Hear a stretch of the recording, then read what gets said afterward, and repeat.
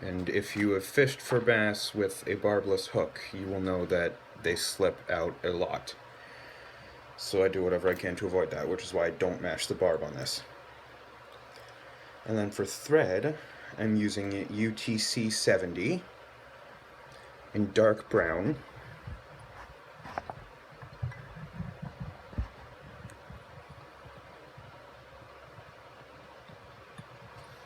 And you just want to start the thread about an eye length behind the eye, and then go back to just where the barb starts to lift up.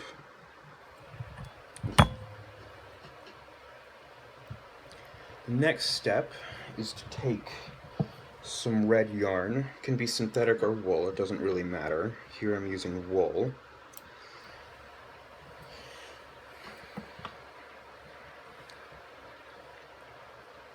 And what I like to do is wet one end and twist it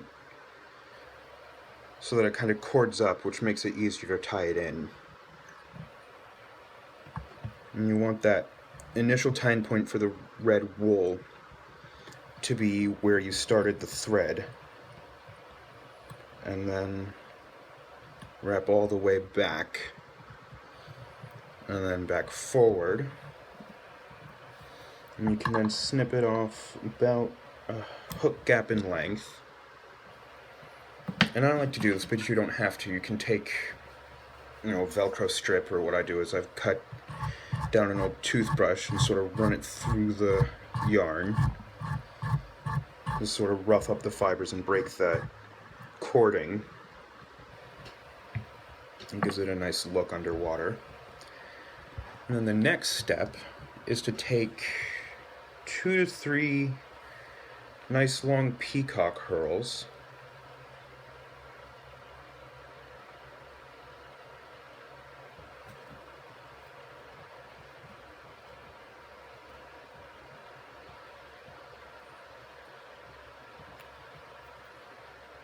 and then tie them in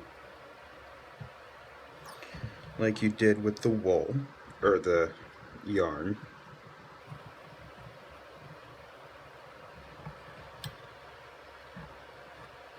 And actually these ones are a bit shorter, so I'm going to tie them in closer to the back.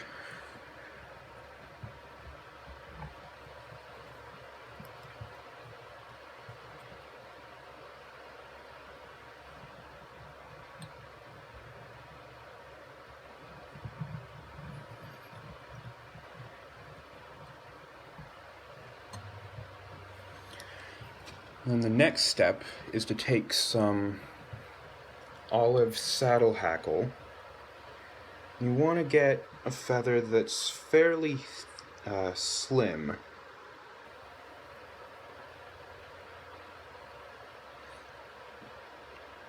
As it goes out, but then gets really webby before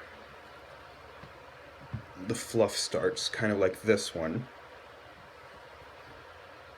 And then just take the fluff and strip it down a little bit.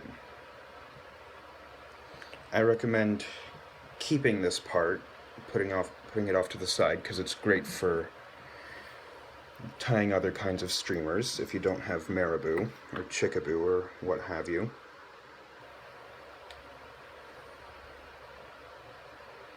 And then next, you want to grab the feather by the tip and stroke the fibers down,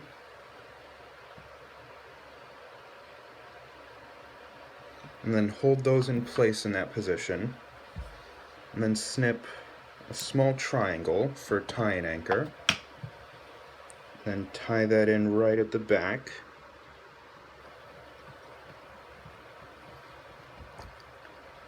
and now just bring your thread all the way forward to where you started the thread. And then take the peacock and wrap it all the way to your thread.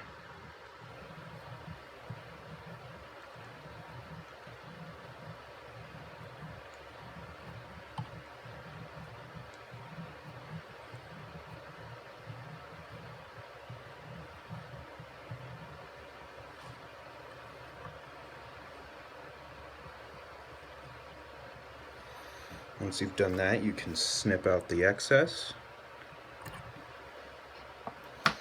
And now, what I actually usually do is leave the rest of the stem on and cut it off after I'm done wrapping. But here, I've cut it off, and next you just want to take it, take the hackle and wrap it forward in an open spiral.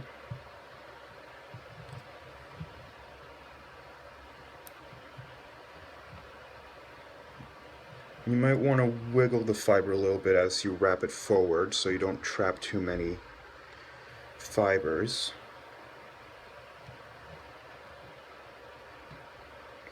And then as you start getting to the head, you want to start closing up those wraps.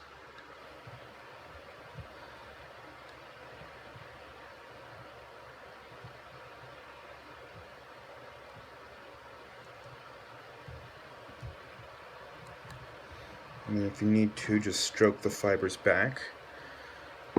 Or if you have one, you can use a bodkin that has a little half-hitch tool on it.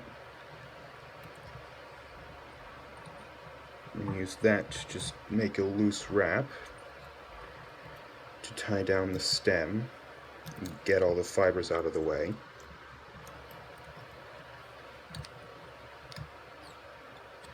And once you're sure you've gotten that down secure, you can snip off the butts.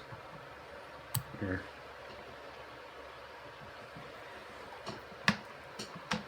And then you take another peacock herl, just one this time.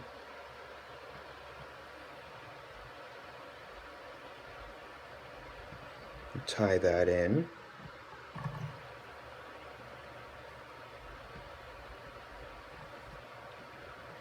And you want to go right up behind the eye.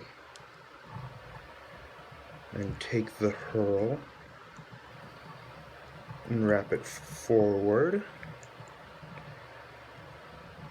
And then back again, right to where the hackle is.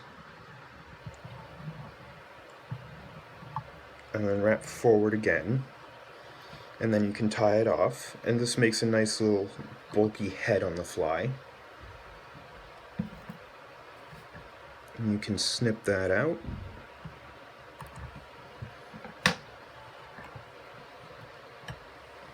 And whip finish. And there you go. You have a Bynum Bugger.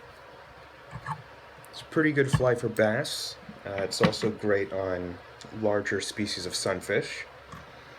And I hope it works as well for you as it has for me. Thanks for watching. See you next time.